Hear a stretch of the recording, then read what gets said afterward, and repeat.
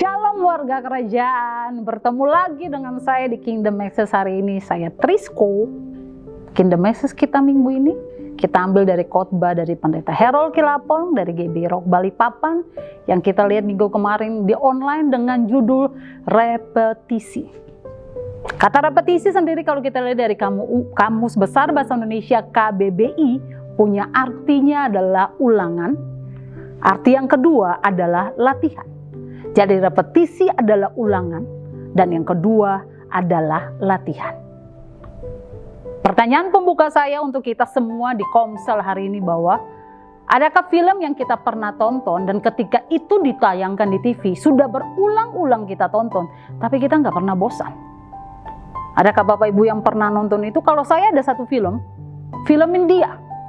Judulnya Kabikusi Kabigam. Ketika dia ditayangkan di TV, saya nggak pernah bosan nonton film itu. Bapak Ibu sharing kenapa saya suka? Alasannya, dia bicara tentang keluarga, pemulihan keluarga. Saya suka nonton itu. Jadi Bapak Ibu sharingkan di Komsel, apa film yang Bapak Ibu suka nonton berulang-ulang dan apa alasannya. Ayat kita di minggu ini diambil dari 1 Timotius 4 ayat 7b bilang gini, latihlah dirimu beribadah. Ayat 7b, latihlah dirimu beribadah. Ayat 8a bilang begini, latihan badani terbatas gunanya, tetapi ibadah berguna dalam segala hal. Latih dirimu beribadah, latihan badani terbatas, tapi ibadah berguna dalam segala hal. Repetisi itu ada dalam semua metode dan pelatihan yang ada. Contoh pemain basket ketika dia mau belajar dribble, dia tidak sekaligus jadi Bapak Ibu. Dia akan berulang-ulang latihan sampai jadi, sampai terbentuk dan dia menjadi seseorang yang atlet yang diperhitungkan. Ketika saya sebelum corona, saya biasanya olahraga di KONI. Bapak Ibu ketika kita olahraga di KONI ada begitu banyak pemain basket yang berkumpul dan mereka lari itu mengelilingi lapangan. Dengan pernafasan mereka yang mereka latih berulang-ulang dan itu jadi. Jadi tidak secara otomatis tapi berulang-ulang. Kalau kita nonton bulu tangkis salah satu contohnya, ketika kita nonton kemarin ada rally yang begitu panjang antara April dan Gracia Poli. Kalau dia tidak punya latihan yang benar, dia tidak punya pernafasan, dia nggak akan kuat ikut rally sepanjang itu. Itu kenapa repetisi itu penting. Dalam pertumbuhan rohani pun dan kehidupan rohani yang berbuah, repetisi ada dalam semua proses bagaimana kehidupan akan berbuah. Persoalannya gini, ketika repetisi dihentikan, maka pertumbuhan akan terganggu, bahkan akan mengakibatkan kematian. Ketika kita berhenti repetisi, kita berhenti latihan pengulangan, itu fatal buat kehidupan kita. Dalam ayat bacaan kita, kata latihan itu diambil dari kata gumnaso yang akhirnya muncullah kata gym yang artinya olahraga atau fitness. Kita tahu bahwa fitness itu juga selalu dilakukan berulang-ulang supaya otot terbentuk. Badan kita segar dan sehat sebagaimana yang kita mau. Saya punya kebiasaan yang saya sedang bangun adalah setiap pulang saya pasti olahraga. Dan itu repetisi itu dilakukan. Berapa kali dalam kali berapa repetisi itu kita lakukan. Di gym orang-orang mengenal istilah ini kata repetisi. Demikian juga otot kesabaran dan otot iman kita akan muncul ketika kita mengalami proses repetisi yang menantang kesabaran dan iman kita. Bapak Ibu terkasih, hal yang penting untuk menjadi perhatian kita dalam hal repetisi itu ada dua. Pertama, teruskan sampai menjadi kebiasaan. Kebiasaan itu akan membuat pola tindak kita, respon kita dari hal manual menjadi otomatis. Kebiasaan itu terbentuk. Kita melatih berulang-ulang mencari Tuhan dalam keadaan apapun. Kita terus mencari Tuhan ketika kita dalam situasi yang sulit, otomatis kita akan langsung mencari Tuhan. Kita nggak akan pusing dengan perasaan kita nggak akan pusing dengan orang sekitar. Gimana gini? Enggak. Karena kita sudah terlatih, kita sudah terbiasa mencari Tuhan. Otomatis dalam keadaan sulit yang kita cari pertama adalah Tuhan. Itu yang akan terjadi dalam hidup kita.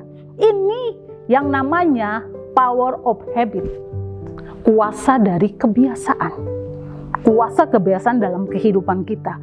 Saat kita otomatis mencari Tuhan, Bapak Ibu terkasih, kita akan selalu ada dalam penyertaan Tuhan dan rencana Tuhan sekalipun keadaan yang berat kita hadapi. Itu sudah otomatis. Kedua, lakukan dengan lebih bersungguh-sungguh. 1 Tesalonika 4 ayat 1 menuliskan demikian. Sekalipun kita sudah taat, Alkitab menuliskan gini, lakukanlah dengan sungguh-sungguh, lebih sungguh-sungguh lagi. Kenapa? Kita cari pengertian yang dalam, kita dapat sesuatu, kita berakar. Ketika kita lakukan dengan lebih bersungguh-sungguh, ini kunci supaya repetisi tidak menjadi rutinitas. Hati-hati dengan yang namanya rutinitas. Karena kita lakukan sesuatu tuh yang penting kita lakukan. Tapi jadinya flat, tidak ada makna. Bapak Ibu mungkin pernah merenungkan satu firman Tuhan. Minggu ini kita renungkan firman ini. Satu saat kita akan dapat firman yang sama. Percayalah bahwa yang Tuhan sampaikan ke kita, yang kita dapat tidak sama yang kita dapat beberapa bulan yang lalu. Kita akan dapat sesuatu yang baru karena kita terus gali firman, dan apa yang Tuhan mau sampaikan kita gali lebih dalam, dan kita akan menemukan hal-hal yang baru. Itu yang harus kita kerjakan. Sebaliknya dengan kesungguhan yang lebih, pengertian yang lebih, dan kedalaman yang lebih, maka kita akan semakin bersemangat dalam melakukan repetisi. Persoalannya begini, ketika kita terjebak dalam rutinitas, maka kualitas repetisi yang kita lakukan akan semakin menurun. Bapak Ibu jangan terjebak dengan rutinitas, repetisi yang kita lakukan akan menurun. Terus lakukan repetisi. Saya mungkin dengan hari-hari saya olahraga dengan gerakan yang sama. Tapi Bapak Ibu mungkin biasa olahraga dengan gerakan. Tapi kita menantang kita untuk lakukan sesuatu yang baru. Saya dulu nggak bisa ngeplank, akhirnya bisa. Karena mencoba dan akhirnya nyadar bahwa saya bisa lakukan itu. Bapak Ibu pun bisa lakukan hal yang sama. Hal yang mungkin kita dulu nggak berani, kita jadi berani. Sungguh-sungguh kita lakukan terus. Jangan rutinitas. Intinya satu, jangan terjebak dengan rutinitas. Karena kita nggak nemukan sesuatu di rutinitas. Tapi ketika kita lebih bersungguh-sungguh repetisi itu kita lakukan, kita menemukan sesuatu yang baru. Saya akan menunjukkan beberapa fakta dalam Alkitab yang bicara tentang repetisi. Kita mulai dari Lukas 4 ayat 16. Alkitab menuliskan begini, Yesus memiliki kebiasaan membaca Alkitab di hari Sabat di rumah ibadah. Kedua, Kisah Rasul 1 ayat 1-3, Yesus mengajar kerajaan Allah berulang-ulang. Kenapa perlu berulang-ulang? Kita ngobrol 1 kali, 2 kali itu sulit. Bapak Ibu ngajar anak-anak Bapak Ibu untuk membaca, tidak otomatis dia jago baca. Jangan baca memulai bilang A aja, anak mungkin ingat A, B, C. Begitu mengulang A, dia ingat B, C dia udah lupa. Karena itu repetisi, pengulangan itu penting. Ketiga, pemazmur memiliki kebiasaan memuji Tuhan. Mazmur 119 ayat 163-164 menuliskan demikian. Keempat, keluarga Onesiforus memiliki kebiasaan untuk menyegarkan Paulus. 2 Timotius 1 ayat 16. Di sini kata yang dipakai adalah kebiasaan. Kenapa kebiasaan? Rutinitas itu sudah terjadi dan dia jadi otomatis. Itu jadi kebiasaan dalam hidupnya. Itu fakta yang Alkitab tuliskan tentang repetisi. Ketika repetisi yang berkualitas kita lakukan dalam ibadah Bapak Ibu, dalam mengasihi, dalam mengampuni, dalam kesabaran, maka kita juga akan mengalami kehidupan Kristen yang semakin serupa dengan Kristus. Kuncinya kebiasaan itu kita lakukan, mudah mengampuni, mudah memaafkan orang.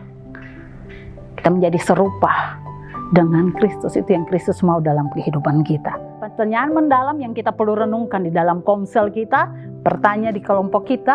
Pertanyaan pertama adalah, kebiasaan buruk apa yang akan kita ubah dalam kehidupan kita? Jangan bilang Bapak Ibu gak punya kebiasaan buruk. Luar biasa kalau Bapak Ibu gak punya kebiasaan buruk, itu dahsyat. Kalau kita punya kebiasaan buruk, apa yang mau kita ubah?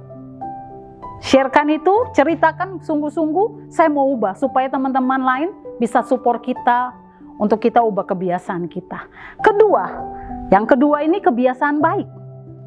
Kebiasaan baik apa yang sering menjadi pergumulan saat kita membangunnya? Sharingkan dan saling doakan. Kita punya kebiasaan baik, mungkin satu saat kita jenuh. Tapi ini mungkin jadi pergumulan kita, terus lakukan. Butuh semangat, butuh kebiasaan sampai hal itu jadi hal yang biasa bagi kita. Mungkin kita perlu bergumul untuk hal tertentu kebiasaan kita. Mungkin kita lihat keadaan, oh sudahlah cukup. Enggak lah. Pergumulkan itu, ceritakan biar didoakan sesama kita di Komsel. Ketiga, komitmen. Selalu diakhiri dengan komitmen untuk setiap kita. Langkah apa yang harus kita lakukan supaya kita memiliki kehidupan yang semakin bertumbuh dan berkualitas melalui repetisi yang kita lakukan. Komitmen apa? Buat komitmen. Dan jika kita belum punya repetisi, punya kebiasaan untuk mengulang, lakukan itu. Itu penting buat kehidupan kita. Komsel kita selalu ditutup dengan doa sama-sama Bapak Ibu terkasih. Doa yang pertama, berdoa bagi pemulihan jemaat yang sakit, yang dalam pergumulan. Mari kita doakan. Ada banyak keluarga yang butuh didoakan. Ada mungkin kita perlu bergumul, kita ceritakan apa yang kita alami, biar kita saling mendoakan. Kedua, berdoa supaya setiap kita memiliki kehidupan yang lebih berkualitas melalui kebiasaan-kebiasaan yang kita lakukan dalam keseharian kita. Hidup yang berkualitas. Berdoa supaya kita punya itu. Ketiga, berdoa bagi Gembala Senior Rock International Ministry Pendeta Timotius Arifin dan Ibu. Tuhan berikan kesehatan, penyertaan, hikmat dan kekuatan untuk senantiasa membangun Rock Ministry dalam rencana dan penyertaan Tuhan. Keempat, berdoa supaya jemaat terus bertumbuh dan berakal dan kuat dalam devotional life, Komsel dan family division keluarga, mesbah keluarga. Kelima, berdoa untuk program online. Ada banyak program online kita, podcast Kingdom Message, online service dan sebagainya, ibadah onsite di setiap satelit di Rock. Keenam, berdoa untuk tahap penyelesaian pembangunan Rock City Church Bapak Ibu terkasih Margorejo, supaya tanggal 29 Desember kita bisa pakai untuk Natal dari gereja Rock. Dan terakhir, berdoa supaya tidak ada lagi gelombang COVID yang ketiga, supaya di Indonesia maupun pada pergantian tahun dari 2021 ke 2022 juga campur tangan Tuhan atas setiap langkah pemerintah untuk pemulihan ekonomi, keamanan, kesatuan serta prokes, vaksinasi tetap berlanjut. Bapak Ibu terkasih, tetap jaga prokes, tetap pakai masker.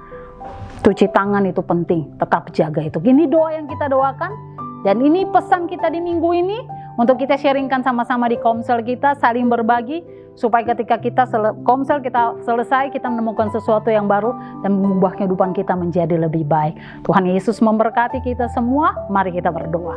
Bapa di surga, terima kasih buat pengajaran hari ini tentang repetisi. Mungkin sesuatu yang kami dengar itu membosankan, tapi repetisi itu berguna setiap kami untuk membentuk pribadi kami menjadi yang lebih baik, untuk membentuk kami mengulang-ulang kebiasaan itu menjadi hal yang biasa dalam hidup kita. Otomatis kami kita lakukan hal yang baik yang Tuhan mau dalam kehidupan kita. Berkati Komsel, berkati semua GKM yang terlibat, berkati semua anggota yang terlibat. Tuhan pimpin dan kami percaya ada sesuatu yang Tuhan kerjakan di setiap Komsel. Kami pulang, kami menemukan sesuatu, kami dapat hal yang baik dalam kehidupan kita yang Tuhan taruh dalam kehidupan kita, dan kami jadi berkat dimanapun kami berada. Nama Tuhan dipermuliakan. Terpuji namamu. Dalam nama Yesus kami berdoa. Amin.